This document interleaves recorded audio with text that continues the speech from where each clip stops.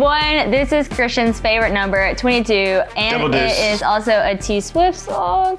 So today's gonna be awesome.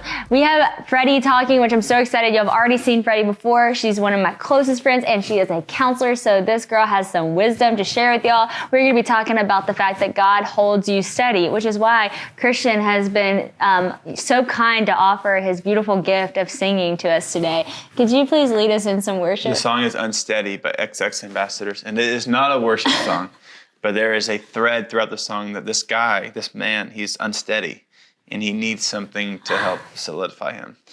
And for him, that might be someone else, but for us, that is Jesus. And I thought you were going to sing. Hold on, I'm a little unsteady. Okay, that's all we needed to lead us into what Freddie has to say. But I do want to challenge you today with the challenge that's in the book.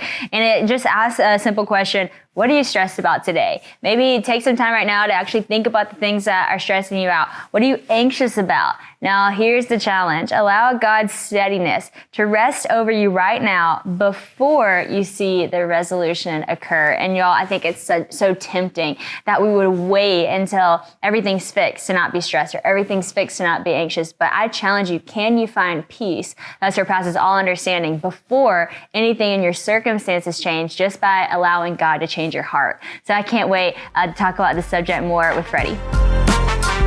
James 1:12 says, "Blessed is the man who remains steadfast under trial, for when he has stood the test, he will receive the crown of life, which God has promised to those who love him." This verse, and specifically this day, is very near and dear to my heart. Even though my story is very different than Sadie's, I haven't had a traumatic birth, but I did go through something really hard in the past couple of years that's really changed the way I see my relationship with the Lord, how I see God, and how I see trials.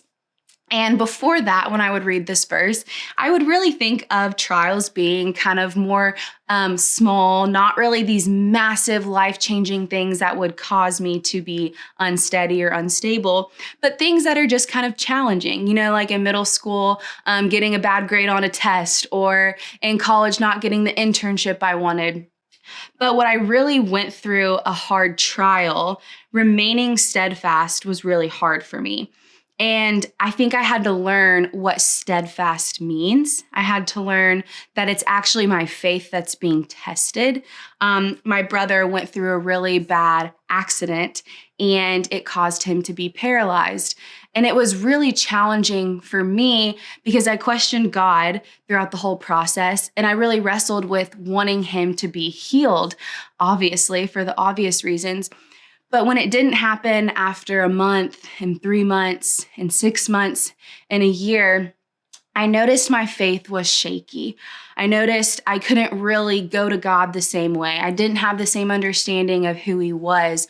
And it caused me to have this moment with him. And I'll never forget it. I was in my house alone, and I really questioned God. And not because I was questioning who he was. I was questioning, why did you let this happen? Why are you letting bad things happen over and over again? And if you were a fly on the wall, you would not say I was being steadfast or steady in that moment.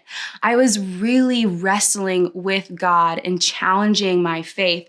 I was crying, I had tears everywhere, I was yelling, I was trying to declare over myself what I knew to be true about the scriptures. And although that moment, when I look back, is really, really messy, it's one of the most pivotal moments in my faith, because I can pinpoint that as one of the moments that I really felt God's steadiness in my life. And it wasn't dependent upon any circumstance. I had to declare over myself truth, even though I didn't believe it. I had to remind myself of God's faithfulness, of my faith in him. And I think that's what I'm gaining from this passage in James, is remaining steadfast under trial. It doesn't look like just brushing off the hardship. For me, it looked like wrestling with God, challenging myself to remember who God is. He's steady, he's steadfast, and he doesn't change, he doesn't waver, no matter what's going on in my life, no matter how hard or stressful it is. And I say that, and I bring up that story to encourage you that you can wrestle with God. I think that's one of the most beautiful things about God in his steadiness, is that we can come to him with all of the questions, all of the insecurities. And because of who he is, he's going to remind us that he's steady.